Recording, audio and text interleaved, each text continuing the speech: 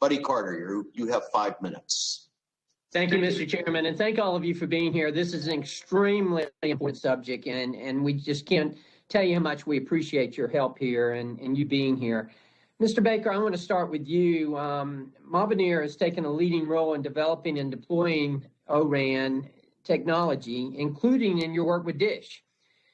What have you seen? What's been your experiences as far as the largest hurdles to develop a viable O-RAN network? I think having built many networks globally, we see the same sort of challenges, and it's all about co-opetition, if you like, and I term it that way because Open RAN is about open interfaces, people working together to test those interfaces, people working together to test software, and the success of the future is about companies collaborating but also competing, and I think as we level the playing field here, with open interfaces, you're going to see a lot more of that. And, Mavenir is taking a very solid stance about helping the ecosystem, working with competitors, testing their products, ensuring they're ready for market, but with no restrictions on where they sell. So, they take the experience and they pass that on to the next, vendor. And so hopefully this will grow across the world in terms of how networks are going to be built in the future. You talk about future-proof, I believe is the word you use, future-proof networks against foreign interference, especially with rural carriers, as they work to update their equipment with trusted equipment. How can we, as legislators, how can the U.S. government work with smaller companies to participate in standards, in the standard setting process? Yeah, so obviously, as I say earlier, standards are fundamental to the process and being at the table and actually being part of that decision making, so you know what's in the standards and you're not being written out. Underneath it, that once the standards are produced and shown to be interoperable, and that's the key message, that they must be open specifications and they must be interoperable.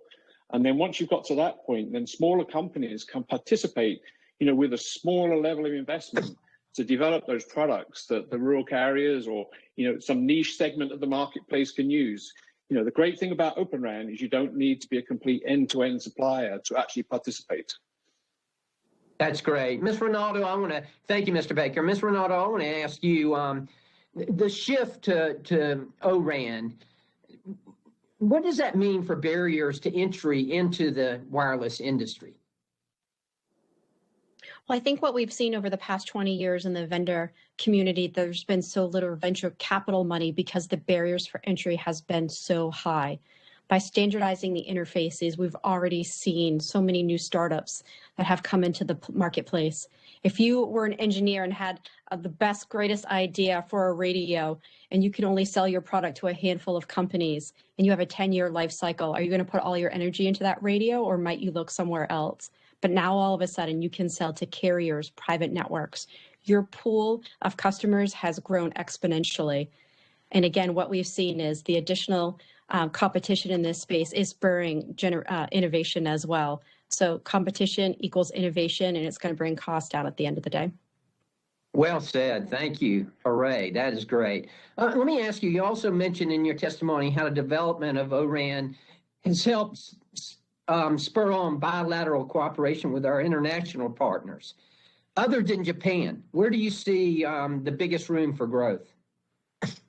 Absolutely. I would say that this is one of the most important points that we focus on at the coalition. It's not enough just to bring Open RAN to the United States. We need global markets. We need our partners. I think the most focus right now for the coalition, of course, has been Asia, but as well as the European Union and Africa.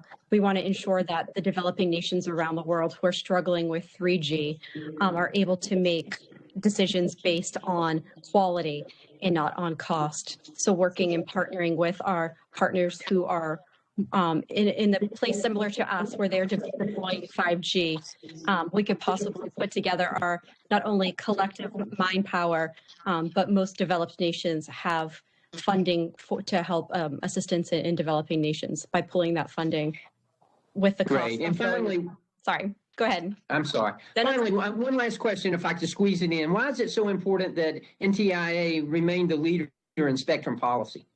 Absolutely. NTIA is absolutely the right agency. They have the expertise. They've been doing this for 80 plus years. It's important to have a tight process where everyone has a voice at the table. Decisions are made based on fact and science, and we need to be decisive. And when a decision's made, we need to come together as a country and speak with one voice. This is the only way we're going to see progress. Gentlemen, Wonderful. Thank you very much. Thank you, Mr. Chairman. I yield back.